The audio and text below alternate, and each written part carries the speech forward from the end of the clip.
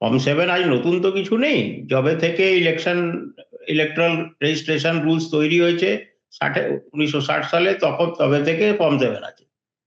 Form 7 ছিল voter লিস্টকে পরিষ্কার করার জন্য। কোনো ডেড ভোটার আছে, তার নাম, তার বাড়ির কোনো লোক ফর্ম 7 ফিল আপ করবে এবং ডেথ সার্টিফিকেট বা গিয়ে হিয়ারিং এ বলে দেবে, ওর নাম কেটে যাবে, বা কেউ শিফট করে গেছে কেটে যাবে, এইভাবে চলতো।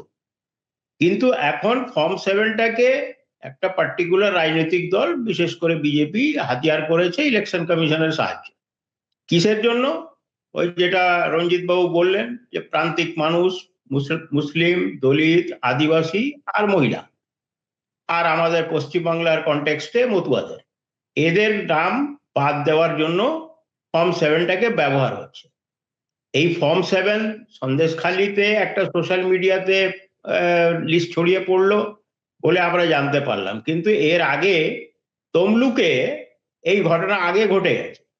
তমলুকে অমিত মন্ডল বলে একটা বিজেপি কর্মী এবং পঞ্চায়েতের সদস্য, অমিত মন্ডল, সে 342টা লোকের নাম তার আগেনস্টে ফর্ম 7 জমা দিয়েছিল। আর মজার ব্যাপার হচ্ছে যে ওইখানে যে বিএলও আছে, সে বিএলওরও গোটা পরিবারের আগেনস্টে ফর্ম 7 দিয়েছে, যে ওরা এখানে থাকে না, বা মারা গেছে, বা ইন্ডিয়ান সিটিজেন নয়। তারপর বিএলও নিজেই ধরে ফেললো বলে ওইখানে একটা এফআইআর হয়েছে, Amit Mondal most probably arrest হয়েছে লোকেদের চাপে। এইটা যে পশ্চিমবাংলায় হচ্ছে তা নয়, কালকে একটা ঘটনা ঘটেছে, 3 দিন আগে একটা ঘটনা ঘটেছে, যে মানুষকে কেন্দ্রীয় সরকার 26শে জানুয়ারি পদ্মশ্রী দিয়েছে, গুজরাতের হাজি রাম কদু, তাকে পদ্মশ্রী দিয়েছে 26শে জানুয়ারি, তার আগেনস্টে একটা ফর্ম 7 জমা করেছে বিজেপির কাউন্সিলর, জুনাগড়ের একটা বিজেপি কর্পোরেটর, উনি জুনাগড়ে থাকেন, হাজি রাম কদু। উনি ঢোলকিয়া, উনি ফোক আর্টিস্ট এবং বিখ্যাত ফোক আর্টিস্ট গুজরাতের ক্ষেত্রে। ওনাকে পদ্মশ্রী দিয়েছে, মুখ্যমন্ত্রী তাকে সম্বর্ধনা দিয়েছেন। তিনি জানতে পারেন যে ওনার আগেনস্টে একটা ফর্ম 7 জমা পড়েছে। বিজেপি একটু এম্বারেসড হয়েছে, পরে বলেছে ওটা আমাদের ভুল হয়েছে, কারণ ওনার অ্যাকচুয়াল নাম হাজি রাঠোর আছে। তো এটা শুধু যে পশ্চিমবাংলায় চলছে তা নয়, মানে একটা বড় সেকশনকে ডিসেনফ্র্যাঞ্চাইজমেন্ট করো। কেন? এরা দেশে থাকবে, সবকিছু থাকবে, একটা সেকেন্ড ক্লাস নাগরিক হয়ে থাকবে, লেবার সাপ্লাই করবে, যেটা রঞ্জিত বাবু বললেন, ওটাই হচ্ছে গ্রেটার এজেন্ডা। আর এতে কোনো মধ্যবিত্ত বা উঁচু, মানে আপার মিডল ক্লাস যে এফেক্টেড হবে না, এই গ্যারান্টিও কেউ দিতে পারবে না। কারণ এখন যেটা সময় এসছে, যে পশ্চিমবাংলার প্রত্যেক মানুষ যে 1.5 কোটি লোক লাইনে দাঁড়িয়ে হিয়ারিং করাচ্ছে, কোনো কারণ নেই, ছোট ছোট ইস্যুস, ছোট ছোট ব্যাপার, কোথাও এস ভুল, কোথাও এইচ ভুল, এটা পুরো অজুহাত, এটা বাহানা, ওটা অন্য কিছু না। এই লোককে নাজেহাল করো, যাতে কিছু লোক বিরক্ত হয়ে না আসে হিয়ারিং এ, তার নাম কাটতে পারবো। আর একটু এলে ঠিক করে স্যাটিসফাইড না করলে তার নাম কাটতে পারবো। সন্দেশখালিটা মানিকবাবু তো গেছিলেন, আমরাও আগামীকাল ডিস্ট্রিক্ট ম্যাজিস্ট্রেটের সঙ্গে অ্যাপয়েন্টমেন্ট নিয়েছি। যে ফর্ম 7 যে নিয়মটা হচ্ছে, অনেক লোকই জানেন না যে ফর্ম 7 শুধু জমা দিয়ে দিলে যে নাম কেটে যাবে তা নয়। নিয়ম হচ্ছে যে ফর্ম 7 যদি কারোর আগেনস্টে জমা পড়ে, তাহলে দুটো নোটিশ হবে, একটা কমপ্লেনেন্টকে আর একটা যার বিরুদ্ধে কমপ্লেন হয়েছে, এবং সেটা হিয়ারিং হবে। আর বার্ডেন অফ প্রুফ হবে সবসময় কমপ্লেনেন্টের উপরে। এইটা ইআরওকে এনশিওর করতে হবে। আমরা সব ইআরওকে যেভাবে, মানে আমাদের সার্ভিস যে গ্রুপ আছে, সেখান থেকে আমরা বলেছি, তোমরা যদি এই প্রসেসটা না ফলো করো, তুমি বাবু পরে বিপদে পড়বে। কারণ সবাই লোক হাত তুলে দেবে, বলবে ও তো ইআরও করেছে। এইটা ঘটবে, এইসব 14 তারিখের পর বা হিয়ারিং কমপ্লিট হলে এইগুলো ঘটবে। আর একটা জিনিস বোধহয় দেশের মানুষ জানতে পারেনি, হয়তো আমরাও জানতে পারিনি, আগে নিয়ম ছিল যে ফর্ম 7 শুধু ওই বুথেরই লোক কমপ্লেন দিতে পারবে, যে বুথের ভোটার, সেই বুথেরই কোনো ভোটার কমপ্লেনটা দিতে পারত। 23 সালে চুপি চুপি করে এই রুলটাকে সামান্য টুইক করা হয়েছে, চেঞ্জ করা হয়েছে। এখন গোটা বিধানসভার মধ্যে যে কোনো ভোটার ফর্ম 7 জমা দিতে পারছে, যেটা অমিত মন্ডলের ক্ষেত্রে হয়েছে। অমিত মন্ডল যে বুথের 342টা লোকের আগেনস্টে কমপ্লেন দিয়েছে ফর্ম 7, ও ওই বুথের ভোটারই নয়, ও 12 কিলোমিটার দূরে থাকে। কি করে অত লোকের এপিক নাম্বার পেলো, কি করে অত লোকের হয়তো ভোটার লিস্ট থেকে টুকেছে নাম দেখে দেখে, সেটাও হতে পারে। কিন্তু বহু জায়গায় দেখা যাচ্ছে যে যে কমপ্লেন গুলো, যে ফর্ম 7 এর কমপ্লেন গুলো লোকে এসে বলছে আমি সই করিনি, মানে সইটাও কেউ না কেউ জাল করছে।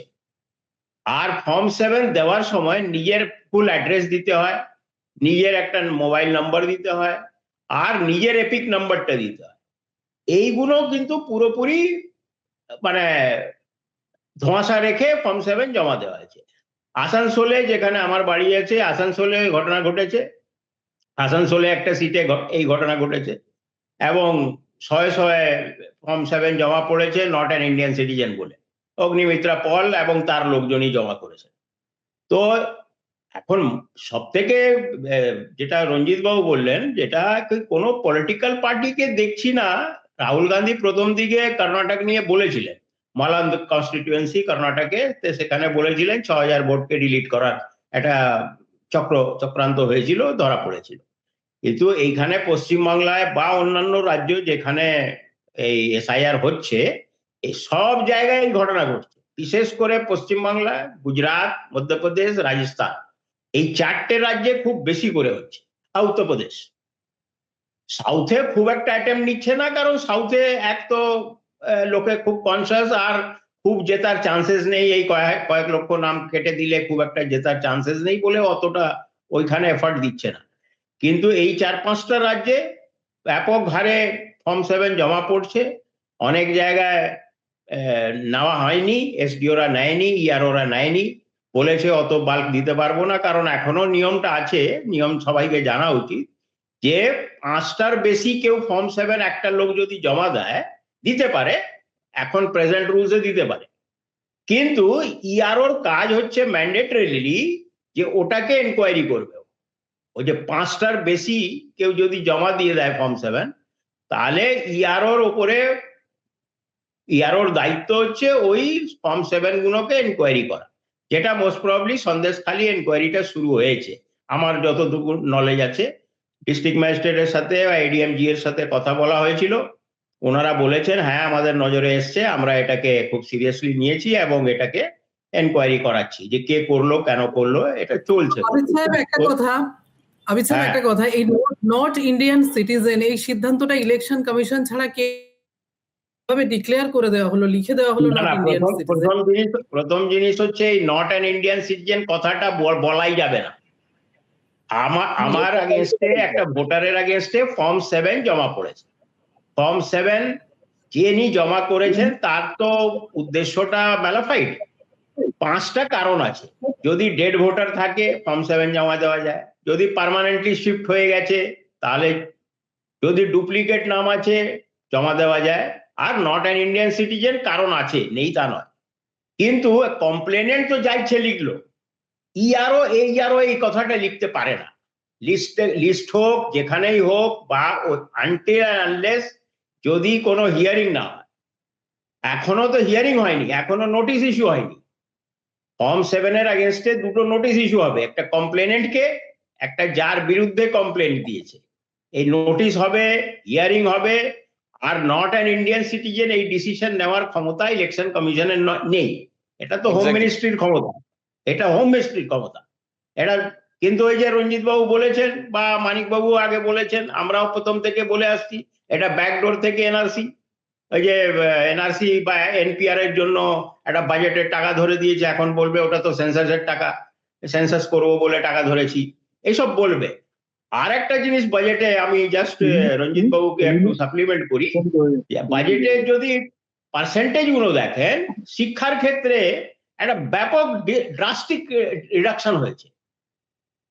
এসসি এসটি দের একটা মানে drastic reduction in budgetary allocation হয়েছে। এইগুলো কেন? এইগুলো তাহলে নিশ্চয়ই কিছু অন্য কিছু কারণ আছে, একটা ব্রডার বড় এজেন্ডা আছে।